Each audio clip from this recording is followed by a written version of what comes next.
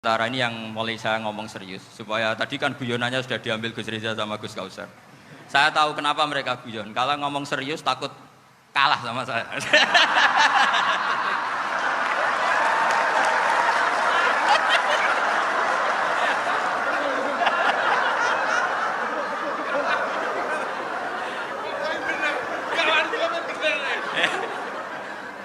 Karena saya ini sudah terkenal pemikir serius, jadi artinya itu satu kepintaran mengalihkan ya, oh ya, sudah itu satu kecerdasan. Tidak hanya ngalim tapi betul cerdas. Betul cerdas. Jadi itu bukti beliau-beliau ini cerdas itu. Saya berpikir begini, ini madzhab Syadzili. Kita semua tentu Syadzili karena kita semua ngaji kitab Hikam. Kita tahu kitab Hikam itu muridnya Abul Abbas Al-Mursi, Abul Abbas Al-Mursi muridnya Syekh Abil Hasan apa? Asy-Syadzili. Saya masih ingat betul makalah itu dan saya ulang-ulang setiap saya ngajar di sarang saya ajarkan itu. Kilali kata Abdul Hasan Asy-Syadzili, saya pernah dapat hatif, dapat semacam ilham. Apa makna min syarril waswasil khannas? Itu kata beliau dijawab oleh hatif itu. Hatif itu nggak perlu diterjemah tadi ada karena tadi diajarin itu. Apa yang dihidupkan itu nggak perlu dijelaskan. kata hatif tadi. Waswasun yadkhulu bainaka wa baina habibika yunsika altofahu alhasanah wa yudzakiruka af'alaka asyi'ah wa yukassiru indaka dzatas shimal wa yuqallilu indaka dzatal yamin liya'dila bika an husnidzanni billah ila su'idzanni billah. Jadi yang dikatakan waswas adalah kamu digiring untuk hanya ingat sisi-sisi kamu yang negatif, dilupakan bahwa Anda punya sisi-sisi yang positif. Misalnya seperti ini, mungkin secara fikih tadi banser-banser tegas, wah ini masalah lelaki perempuan dipisahkan gini-gini. Tapi kenapa Gus Ali bilang ya sudah gini gak apa-apa. Sebetulnya ada rukhsah itu karena ini di depan umum. Yang paling pantangan Nabi itu la yakhluwanna rajulun bimra'atin. Ini ada yang menjaminnya gitu. Malah khawatir saya di sini dipisah tapi setelah berduaan nggak bisa. Jadi toleransinya karena ini di depan umum. Itu masih ada toleransinya. La yakhluwanna rajulun bimra'atin. Begitu juga ketika kita dosa, misalnya kita dosa. Orang Islam setiap dosa itu pasti ingat salahnya, kemudian istighfar. Dan ketika satu kebaikan dibandingkan keburukan, itu kata semua ulama, karena sayyi'ah itu bernilai 1, kebaikan bernilai apa? 10. Itu masih surplus berapa? 9. Jadi itu cara berpikir Abdul Hasan Asy-Syadzili. Kenapa kamu harus berpikir positif tentang Tuhan? Sekali berpikir tentang negatif, itu bahaya betul. Misalnya begini, kamu berpikir, tak rewangi, jadi kiai, sujud, rukuk, ternyata aku tetap mlebu neraka, gunane apa? Itu menurut saya kan nggak punya akal. Sujud itu satu kelaziman menghamba kepada Allah. Normalnya seorang hamba itu ya sujud. Kemudian gara-gara kamu ingin masuk surga, terus logika kamu dibalik, gunanya apa saya sujud? Ternyata saya masuk neraka. Itu pertanyaan yang benar-benar bodoh dan itu menjadikan Allah benci. Logikanya dibalik begini. Ini saya ngomong serius karena ini bentuk kemenangan saya ini bentuk kemenangan saya. Saya berkali-kali ngomong di kota pelajar di Jogja karena banyak pengujinya juga. Bukan sekedar pendamping tapi penguji. Banyak yang profesor, bukan sekedar dokter, banyak yang profesor. Jadi biar ini dok. Begini, saya pernah ditanya sama seorang dosen, Gus, saya ini ngaji hadis banyak, tapi ada yang saya tidak paham, yaitu mangqala la ilaha illallah dakhalal jannah, ada kalimat wa in zana wa in saraka. Meskipun pernah zina, pernah maling. Ini kan seakan-akan mentoleransi perzinaan dan pemalingan. Terus saya bilang, oh makna hadis itu seperti ini. Jadi kebenaran absolut, kebenaran yang mutlak itu tidak akan terganggu oleh status perilaku seseorang. Saya berkali-kali memberi contoh. Orang yang ditangkap KPK akan bilang 1 tambah 1 2. KPK-nya juga bilang 2. Rivalitas dalam politik, Pak Prabowo ya bilang 2, Pak Jokowi juga bilang 2. Orang yang zaniyah, yang lonte pun akan bilang 2. Muftinya juga bilang 2. Ketua MUI-nya juga bilang 2. Artinya gini. Kebenaran yang absolut adalah kebenaran yang siapapun akan meyakini seperti itu. Seperti 1 ditambah 1, 2. Kamu punya musuh bilang 2. Kalau ibu-ibu ini punya maru ya marunya bilang 2 tadi tambah mama. Enggak tahu saya terjemahnya apa tadi. Nah, kebenaran yang absolut itu kebenaran yang siapapun pasti mengakui. Dan uniknya begini, saya pernah ngaji acara himmah, acara pondok sarang di Demak. Kalau kamu bilang 1 ditambah 1 menjadi 2, untuk mengatakan 2 itu kamu butuh hadiah enggak? Mereka semua jawab enggak. Kita semua enjoy saja mengatakan tembok itu putih. Kenapa? Karena memang putih. Kita mengatakan 1 tambah 1 2 karena memang kita tanpa presentasi dapat hadiah, dapat penghormatan. Kenapa untuk mengatakan Allah itu Tuhan kita butuh surga? Memangnya kalau tidak ada surga Allah tidak jadi Tuhan? Ini problem orang soleh-soleh yang terlalu pesimis. Makanya nanti orang-orang soleh itu masuk surganya berat. Tapi kalau orang alim lebih gampang kira-kira seperti itu. Iya, karena kan imannya lebih bagus. Dalam hadis qudsi Allah ini yang dibuli orang-orang soleh. Laulam akhluk jannatan wala naron alam akun ahlan an uto'a, dalam hadis qudsi itu. Kalau saja saya tidak menciptakan surga dan neraka, apa saya tidak jadi Tuhan yang perlu ditaati? Apa kalau kamu tidak saya kasih uang 1 juta terus bilang 1 tambah 1 11? Enggak kan? Tetap bilang berapa? 2. Kalau kebenaran absolut yang 1 tambah 1 kamu bilang 2 meskipun tanpa mendapat hadiah. Kenapa untuk bilang Allah Tuhan kamu butuh hadiah surga? Itu kan serah ikhlas belas. Makanya saya terus mengajarkan ikhlas. Ikhlas itu bisa dilatih dengan akal, dengan pikiran, bil ilmi lah. Harus dilatih. Nah di sini ini momen atau makna yang mestinya harus difahami wa inzana, bahwa kalimat ini sah meskipun dilafatkan seorang yang pernah zina. Sama seperti 1 tambah 1 2 sah, diucapkan siapa saja sah. Dan siapapun akan mengucapkan itu secara ikhlas. Ini penting saya utarakan.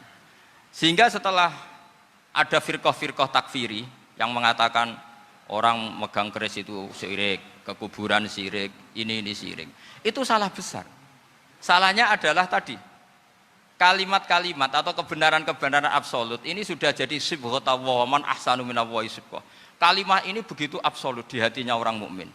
Sehingga ketika terganggu oleh hal-hal yang adat istiadat kayak pegang keris, kayak apa, ini tidak mengganggu. Tetap kualitas iman ini di atas keyakinan adat membawa apa keris. Kalau orang membawa keris menjadi syirik karena percaya sama makhluk. Orang misalnya kejawen kalau nggak bawa keris nggak nyaman. Orang kota itu kalau nggak bawa ATM juga nggak nyaman. Itu tidak dihukumi syirik. Kamu pergi lupa bawa HP nyaman enggak? Enggak, kenapa enggak dihukumi syirik?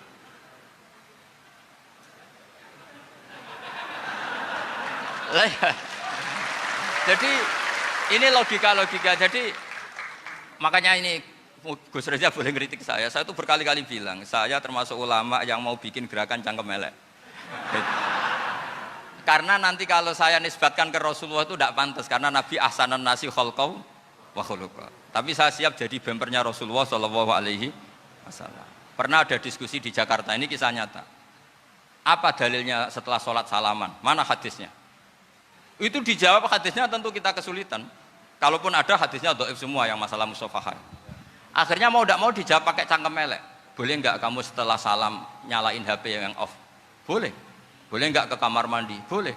Oh berarti kencing boleh, nyalain HP boleh, yang enggak boleh itu ingat Allah. Karena mereka mengkritik wiridan, ngeritik salam. Akhirnya mikir deh, ada enggak hadisnya orang setelah sholat nyalain HP? Enggak ada kan? Tapi mereka nyalain HP enggak hambatan, tapi untuk salaman masalahkan. Ke kamar mandi boleh, tapi untuk wiridan enggak boleh. Akhirnya mereka sadar, oh iya. Lama-lama dibisi gini yang kelompok itu. Kamu itu korban aliran supaya kamu gak ingat Allah, ingatnya HP-nya.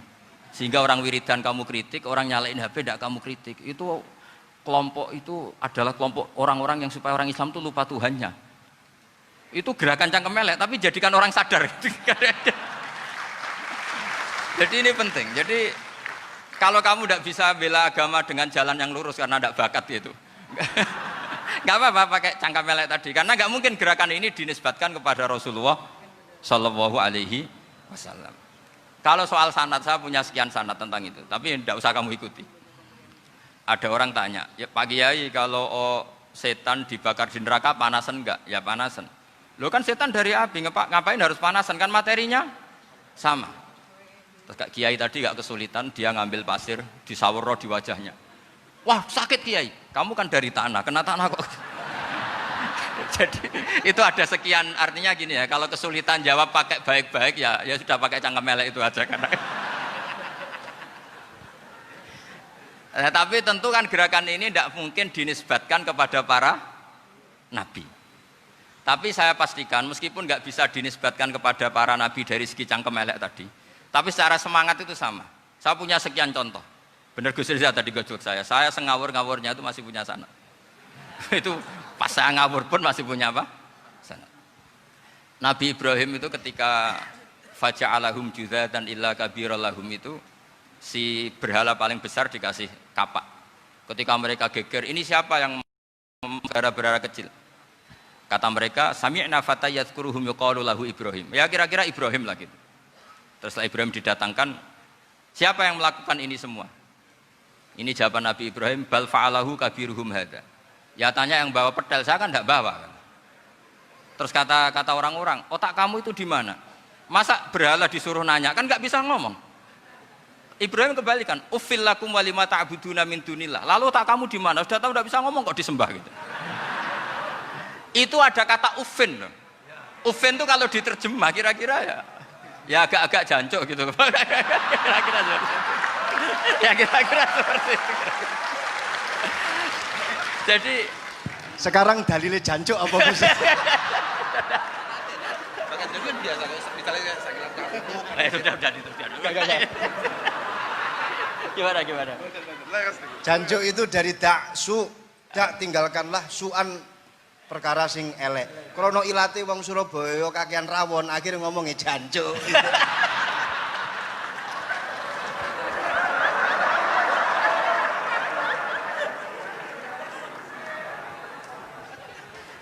Jadi mulai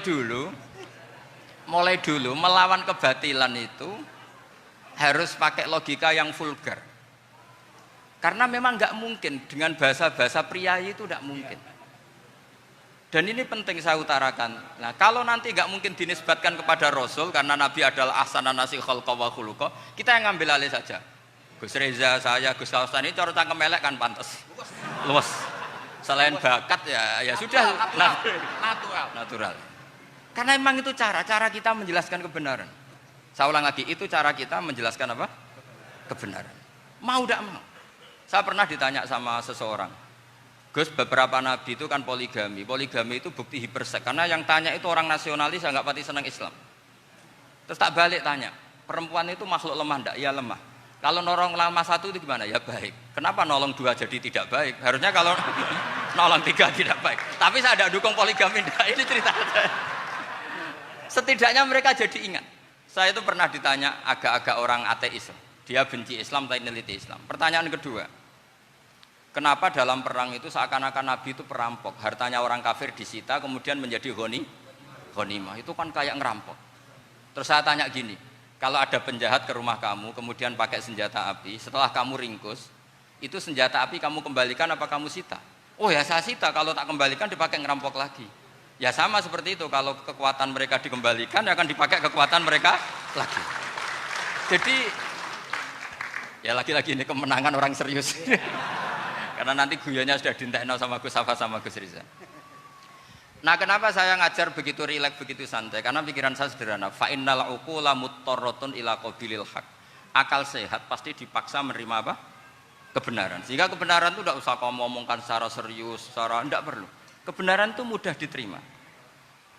Saya itu pernah ngaji berkali-kali di Jogja di mana-mana sampai ada buku seorang dokter nulis tesisnya itu bangga lagi menjadi muslim setelah ngaji saya itu. Karena saya menerangkan itu ringan. Orang Islam itu harus mencintai Allah. Ciri utama cinta itu tidak tegang, rileks. Saya bilang begini, kalau kamu pernah 1 tahun digratisi orang rumah, makanan, kamu kira-kira itu mudah nggak mencintai orang yang berjasa sama kamu minjemin rumah dan kasih makan gratis? Mudah kan? Apalagi kita ini mudah mencintai orang yang minjemin mobil 1 tahun, ngasih rumah 1 tahun, apalagi selamanya. Kenapa kita tidak mudah mencintai Allah yang memberi kita bumi, air, oksigen, semuanya kita dikasih Allah. Akhirnya mereka mikir, wong mencintai seseorang yang ngasih dalam durasi 1 tahun saja mudah, apalagi mencintai Allah yang ngasih kita tanpa batas.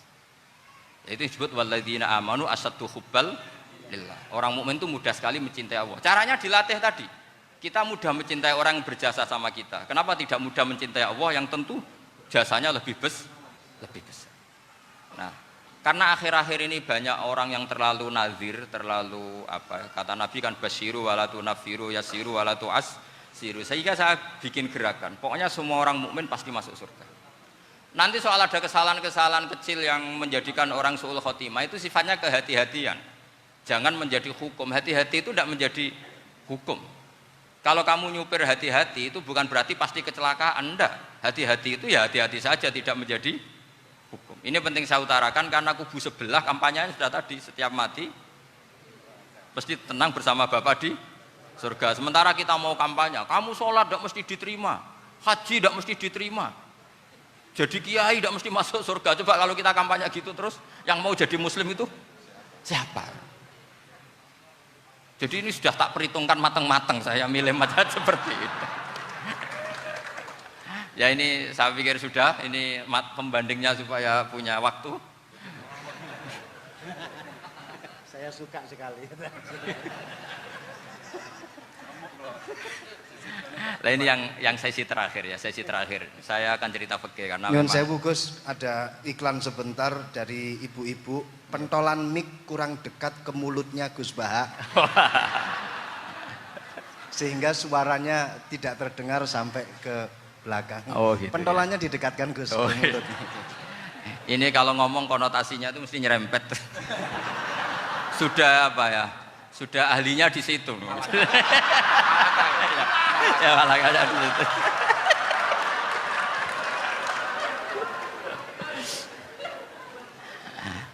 Dalam sesi terakhir saya cerita pentingnya pembanding.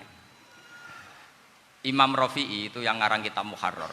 Kitab Muharrar ini adalah ringkasan dari kitab Al-Wasit. Al-Wasit itu karangannya Imam Ghazali.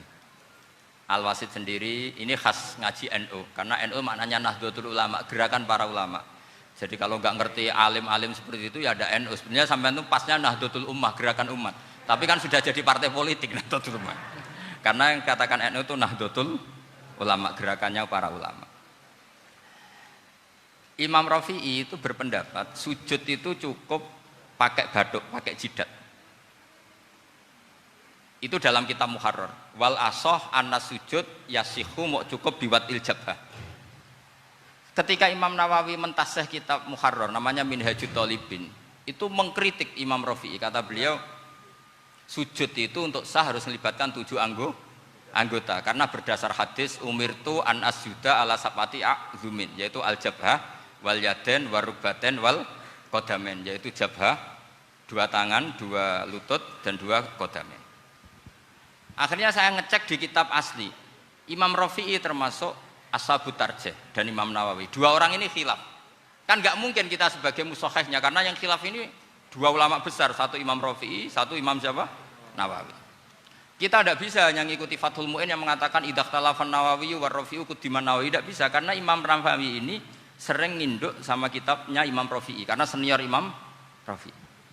Setelah saya cek di kitab kitab asli Mamba ya, satu sumbernya semua mazhab apa?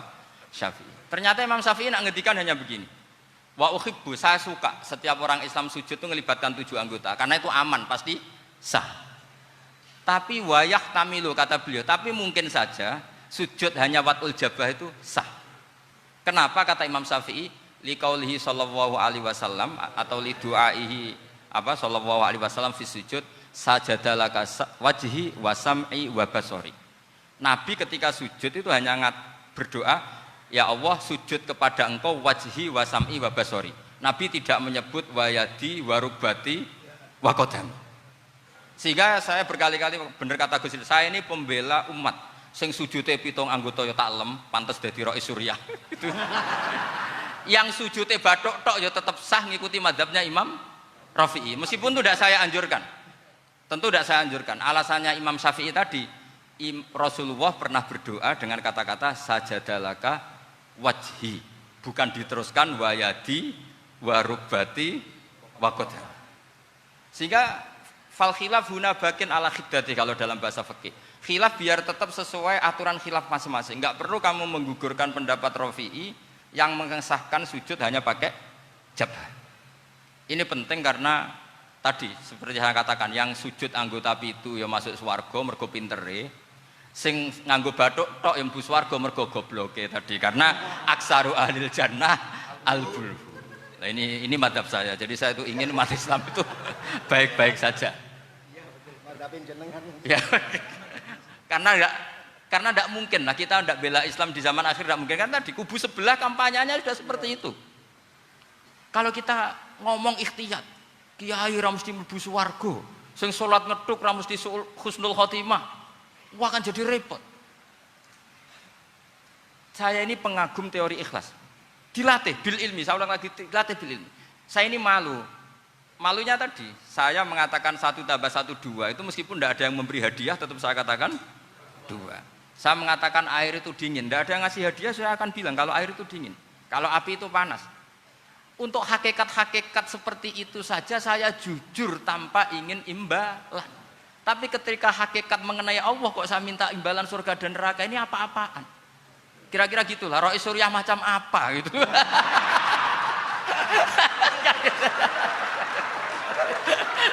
Ya saya kira demikian. Assalamualaikum warahmatullahi wabarakatuh. Waalaikumsalam warahmatullahi wabarakatuh.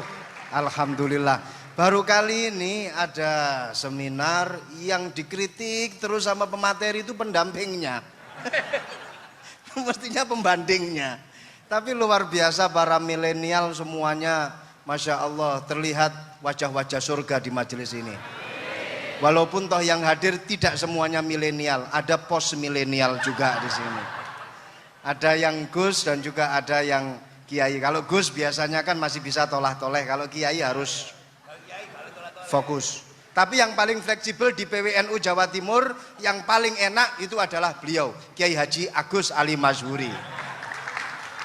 Enaknya pripun? Dadi Kiai ya iso, dadi Gus ya iso. Itu posisinya paling enak di antara pengurus-pengurus yang lain. Tepuk tangan untuk beliau, enggak apa-apa.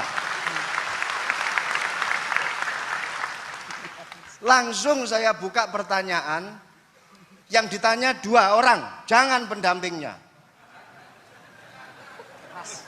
Yang ditanya 2 orang.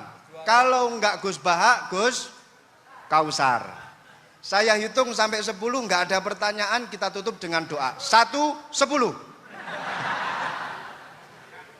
Ada yang 2 mawon nggih, pertanyaannya 2. 1, monggo. Yang perempuan, saya ingin yang perempuan, monggo. Sudah 2. Silakan.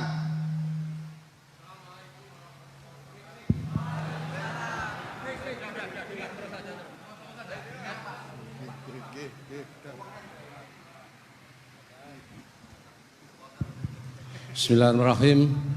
Assalamualaikum warahmatullahi wabarakatuh.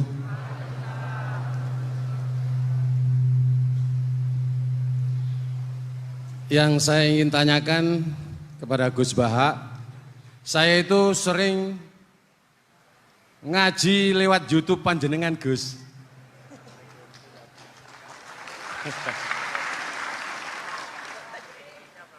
Insya Allah ilmu saya tambah walaupun tidak banyak. Yang saya tanyakan, nopo ilmu kula niki barokah? Yang pertama, karena saya ngaji lewat YouTube panjenengan, saya tidak izin. Untuk itu hari ini saya izin panjenengan, mudah-mudahan ilmu ingkang saya dapat dari panjenengan niku saged barokah niku Gus. Terima kasih. Wassalamualaikum warahmatullahi wabarakatuh. Waalaikumsalam warahmatullahi wabarakatuh. Langsung mawon Gus nggih, yang satunya dulu. Siapa aja? Oh gitu. Monggo Gus. Itu tetap barokah, dan kebaikan itu mah enggak perlu minta izin. Kalau kebaikan minta izin jadi repot. Jadi kalau dalam kitab fikih disebut iktifaan bil idzni syar'i, karena syara akan selalu memberi izin sama kebaikan. Itu udah hanya masalah YouTube sampean. Tadi melihat wajah Gus Ali ibadah, pamit dulu.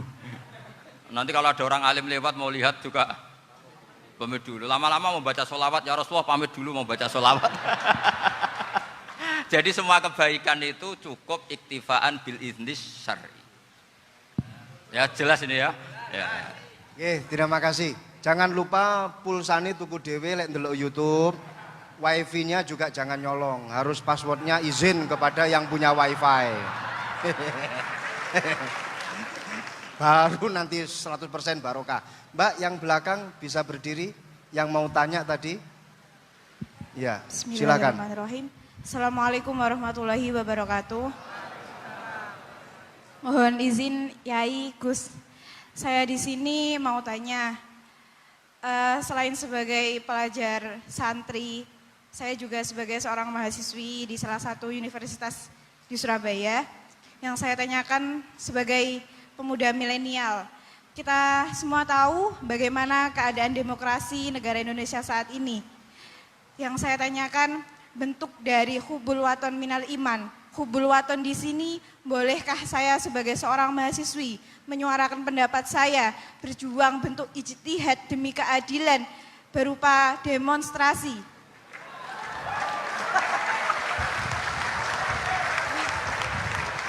Ngapunten. Yang saya tanyakan di sini, bagaimana menurut Gus, apakah saya melakukan demonstrasi ini sudah baik atau sangat baik atau mungkin perlu dikaji kembali? Terima kasih. Wassalamualaikum warahmatullahi wabarakatuh. Hubungan antara demonstrasi dan hubbul wadon minal iman. Hah? Oh ya, hubbul waton minal iman. Monggo Gus.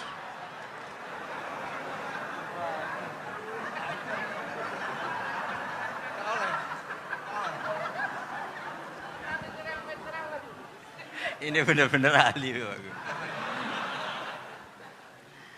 Begini kan, demonstrasi itu kan makna pokoknya itu kan apa?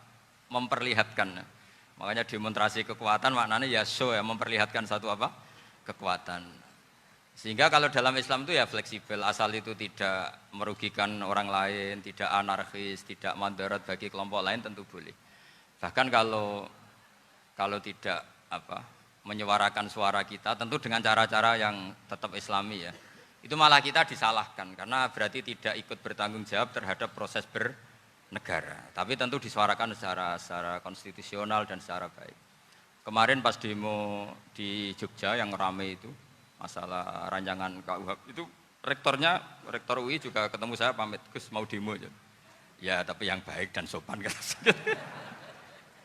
karena begini ya, di Quran itu ada ayat walau la dafu hinna safa'atuhum bi ba'dil fasadatil ard. Jadi kekuatan manapun itu harus dikontrol.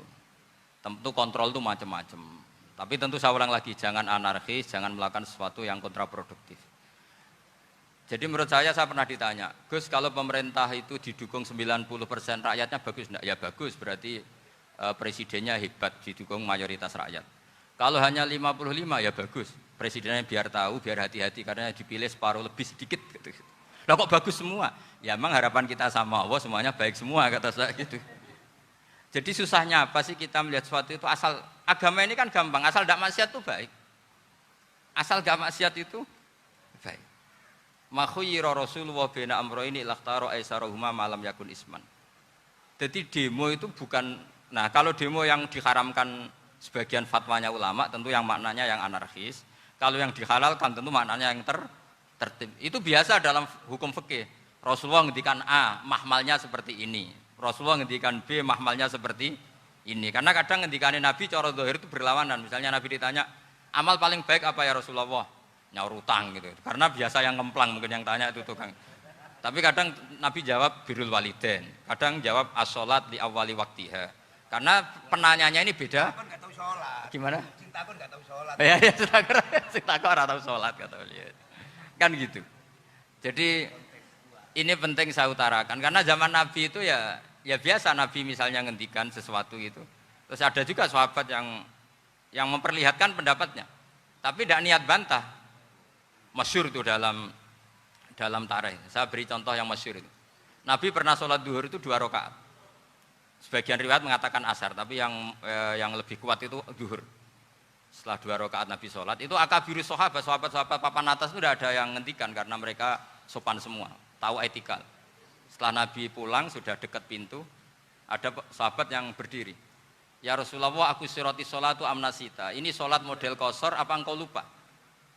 Tapi sahabat yang nggak tanya, ini niatnya malah lebih agak-agak buruk. Baguslah kalau sholat terbaru 2, berarti besok ya 2. Karena pakai teori nasah mansuh, berarti hukum itu pakai yang terbaru. Jadi gayanya nggak tanya, tapi lebih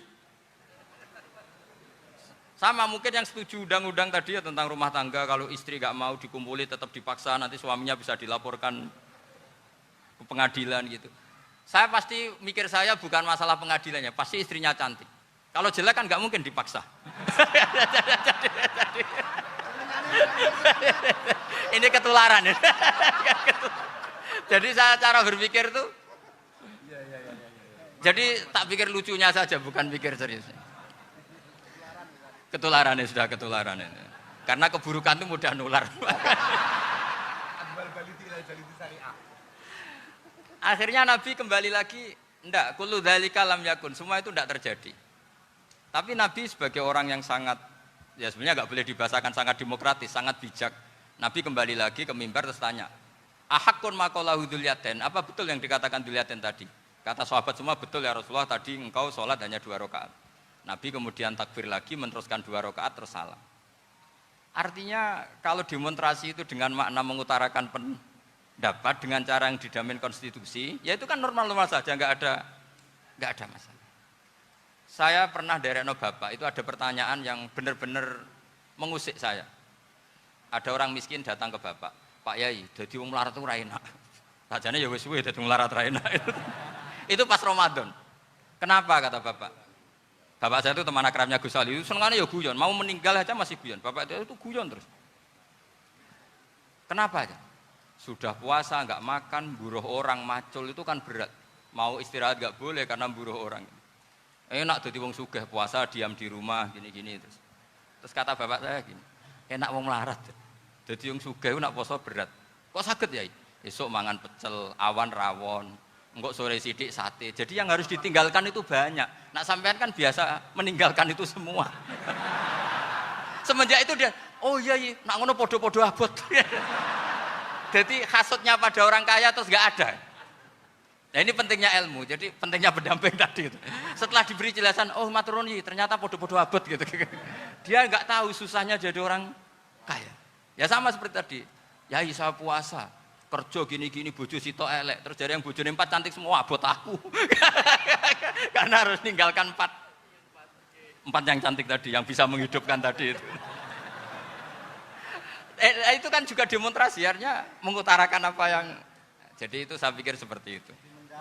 Ya ini, pokoknya gitu aja. Assalamualaikum warahmatullahi wabarakatuh. Waalaikumsalam warahmatullahi wabarakatuh. Tepuk tangan untuk beliau. Kita doakan semoga beliau sehat walafiat, panjang umur, jembar rezeki.